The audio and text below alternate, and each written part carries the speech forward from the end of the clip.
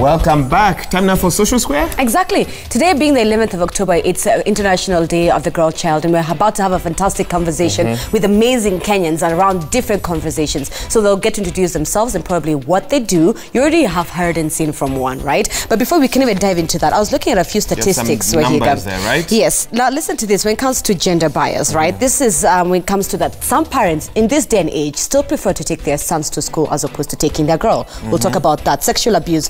Sexual abuse occurs when adults or older children exploit their power, authority, and a position and use of their female girl child. We've talked about that even with Janet right now. We'll dive into it a bit earlier.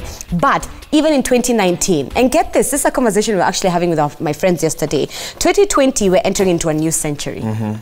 We'll still be having this discussion of early marriage. A new decade. A new decade, rather. Yes, and we'll be having this conversation of early marriage that's still happening till today. So, and I think our viewers should let us know, what do they think are the biggest concerns, biggest opportunities in terms of what has been achieved so far as we celebrate another International Day of the Girl Child? But what are the challenges as well? 22422 is the SMS line. The hashtag is Daybreak. Talk to us. Let us know what your thoughts are, and we'll read your feedback shortly. But let's throw it to our panelists here today to let us know what they think. I'll start with you, Janet. You already introduced yourself a bit earlier on. Tell me this, before we talk about the challenges, what do you think has been achieved? What are you genuinely proud about?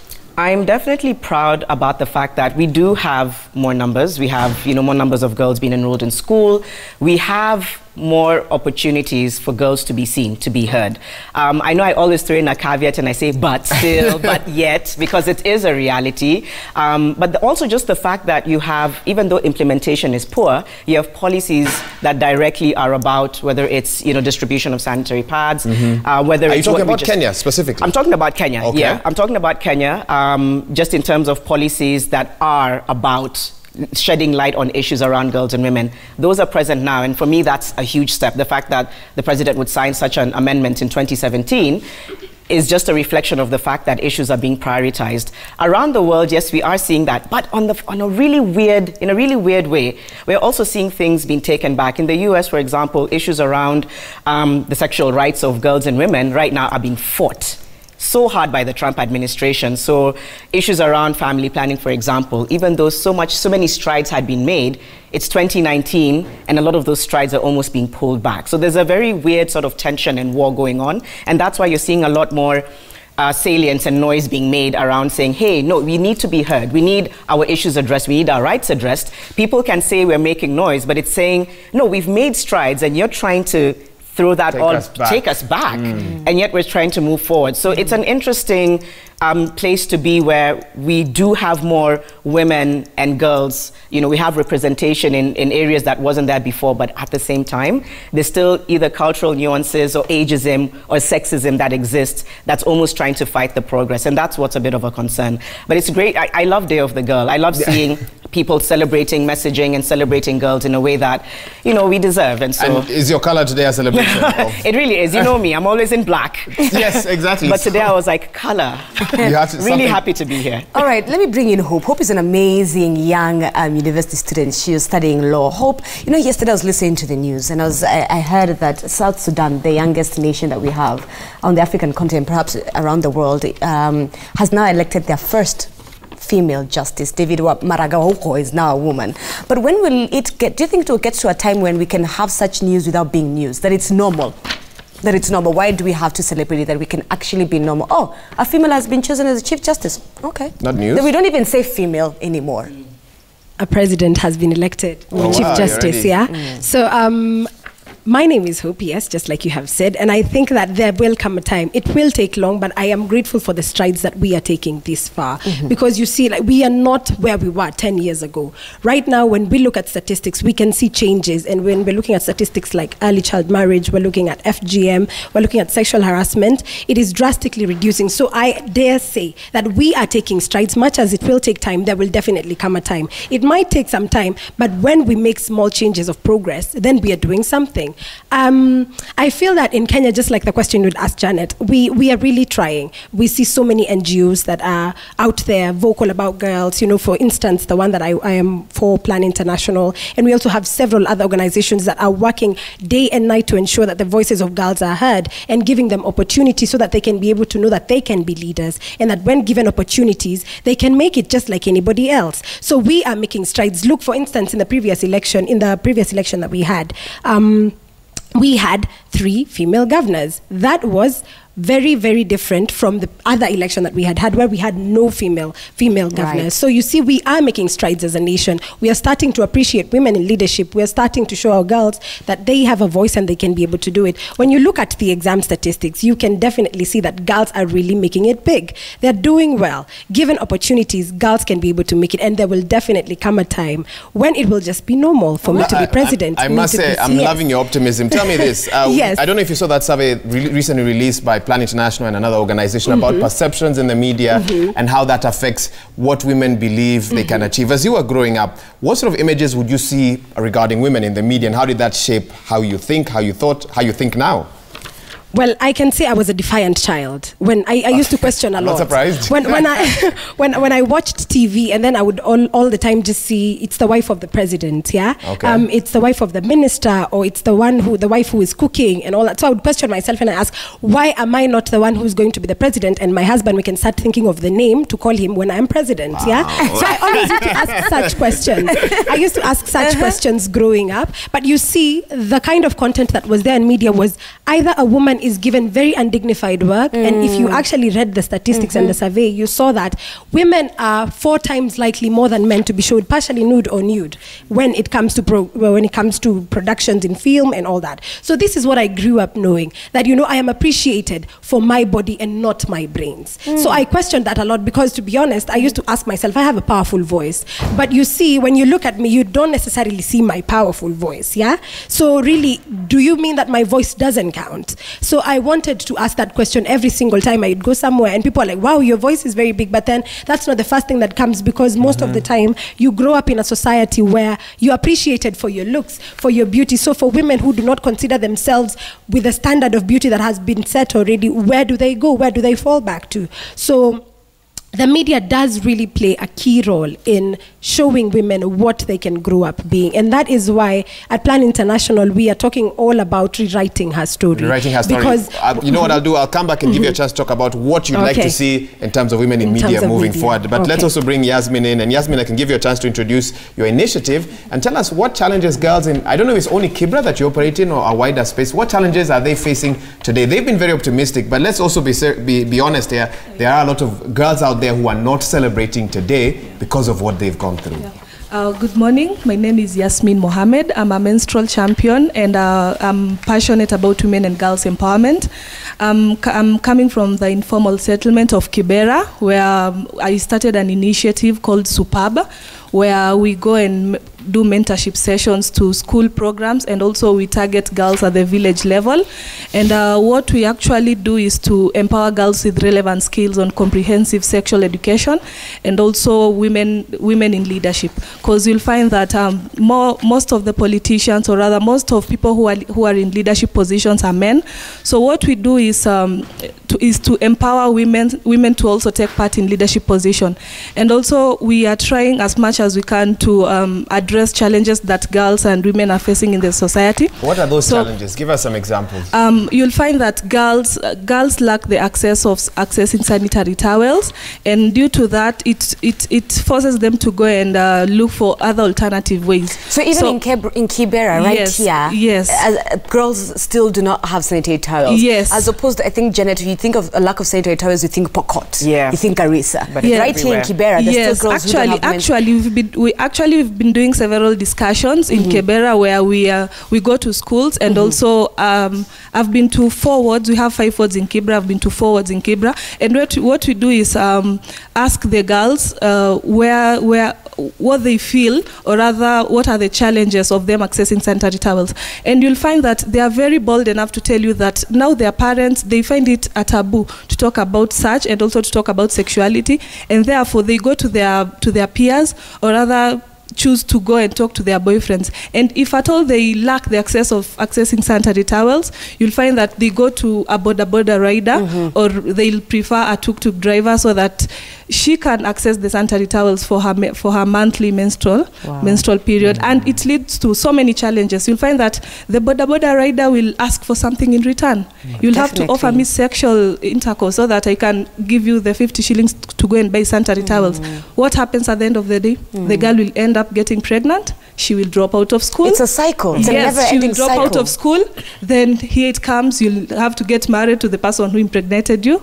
So there are so many challenges that comes across just menstruation. And we are trying as much as we can as a community, or rather as menstrual champion, to advocate for them. All right, I feel like there's a moment of silence there. Thank you just for sharing your thoughts on this. Let's bring in Vivian. We can also give you a chance to talk a little bit about what you do. And from the little I was able to read about you yesterday online, talk to us about women in business in 2019. And when a young girl out there who really wants to be this big businesswoman, when she looks at you and what you're doing, what sort of lessons can she learn from your journey? Thank you, Wahiga. My name is Vivian. I'm a fashion designer, but also a governance analyst. As we celebrate the International Day of the Girl Child today, I think, let me just start by celebrating all the women and, of course, all the men who are part of, this journey of women getting, equal rights and opportunities. It's great that we are able to talk about it. It's been about, I think, 34 years or so since the Beijing Declaration. And it's great that we are now openly having conversations around women, moving forward.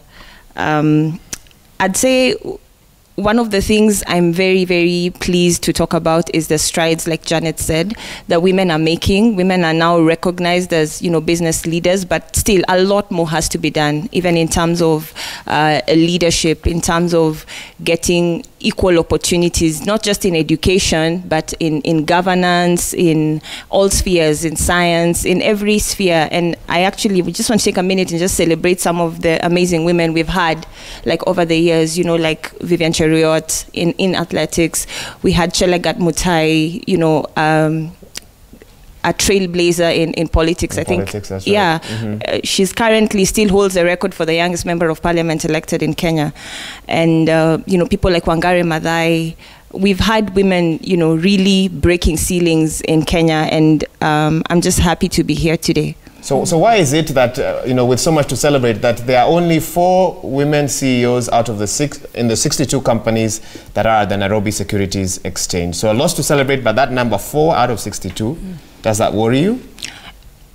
It's very little progress. In corporate boardrooms, it's still very clear that women are still the minority. But you remember, we are in a patriarchal society. We're coming from a place where we had none. To begin with. And having 4 is still very little. We can still do a lot more, especially in the corporate scene. But we should celebrate the small wins. Today's theme is about unscripted and unstoppable. So it means when you see those 4, and if you're a woman and you have ambition or hopes of getting to the same place, it should inspire you. And as women also, we're not waiting just to be given these positions. We're also working towards getting these positions. And that's why we're saying it's not a conversation we can have as women alone. It's a conversation that needs to include everyone, both the men and the women. Vivian, having your own business and running your own business, woman to woman, do you feel as if your gender brings certain unique challenges to doing business as opposed to if you're a guy? Yes. E.g.? For example, just like access to opportunities and access to credit.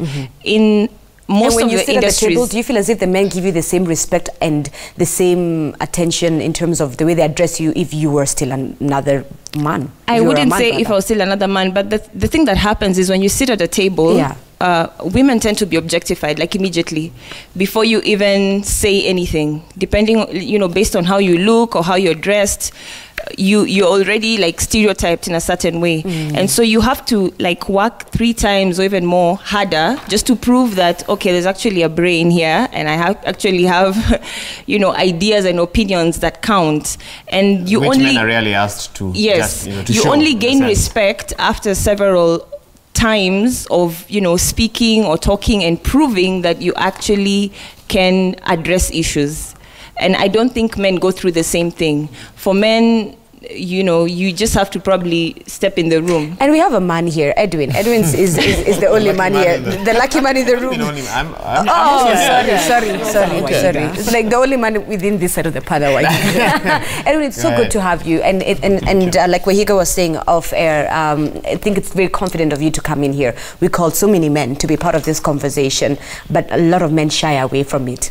Men who are our friends, our fathers, men who are well-educated, they hold masters, they work in corporates. Why do you think it's so difficult for us to bring men to the table?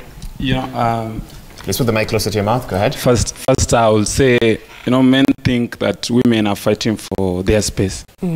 So, if I'm seen fighting for women's rights or women's equal opportunity, I'll be seen as a traitor or somebody who wants to benefit from them. Maybe they'll say he has an NGO funding him somewhere. That's why he's fighting passionately.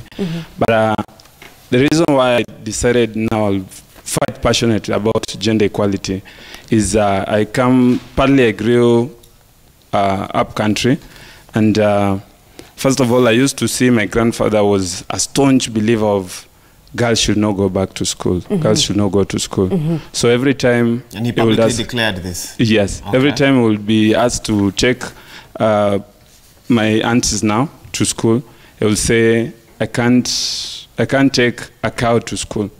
So to me... A cow to school? Yes. Wow. Girls were equal to cows. Right. So cows that they would bring to the home when he sells them off or something. Yes. So I'll imagine... This is my wife someday, so I'll be married to a cow. You see, so again, we say when we're fighting for equality, we as men also gain a lot from it. Because how do men gain? How do men gain? Imagine me married to a cow. Right. So how will I be training this cow, or how will I start? Where will I start from? Because she didn't go to school. She didn't have opportunity like I have. Then I want to take her to my friends. I want to introduce her to my peers. I want to introduce her to maybe to my workplace. You see, a cow that does not know how to just to even read and write. So you see, it's a disadvantage to me, because I'll have to start from scratch so that I can have a wife that I can introduce to people. So all this was inspired just by your grandfather's attitude towards women? Yes, and then another thing that made me fight passionately about gender equality and also gender violence, because that is where I'm... You are specific on? Yeah, I'm specific on. Because you see, women... Even if you see the movies, the what, you see women fighting for their spaces. Like right now, why do we have to set aside a special seat for women, like women representative? Right. That means they are not supposed to be where men are. They are not supposed to be in those positions. They're just supposed to be created. It's gender stereotype, like she said, because we are in our hands. We think it's only men that are supposed to take these bigger positions, and women, if they are supposed to be in a position, then they should be created a special space for them, which is not right.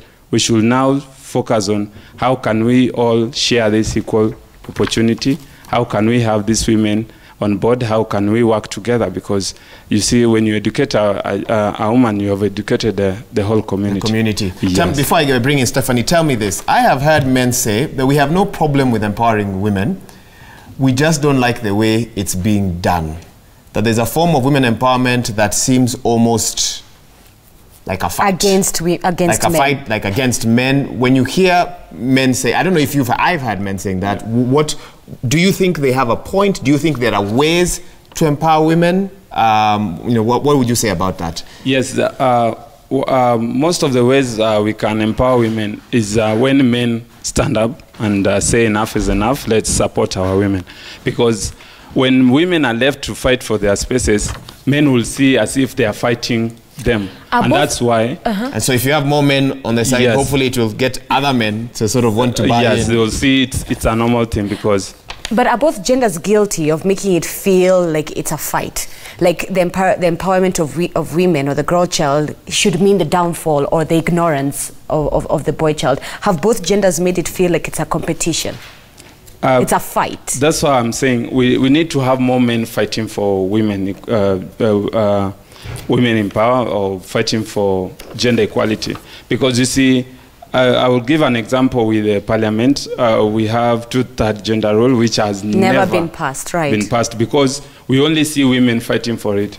It's something that will help both sexes, because when now girls' empowerment come to age and girls are now more in power, then men will also want to fight for that 2/3 gender equality, because gender role it's different whether you're a male or female.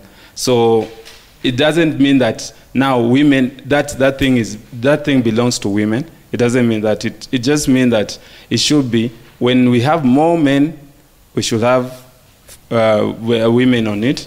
When we have more female, we should have men on it. So when we are fighting, when we come together as equal, me, my wife, and all my children, or the girls, you see, we fight together and see whether we can achieve something. But when we say it's for women, let women fight for it, it will be seen as a fight. And the question I asked you, I hope others will be able to weigh in on this as well when we do another round. But let's also bring in Stephanie, who can tell us a little bit about what she's doing in campus.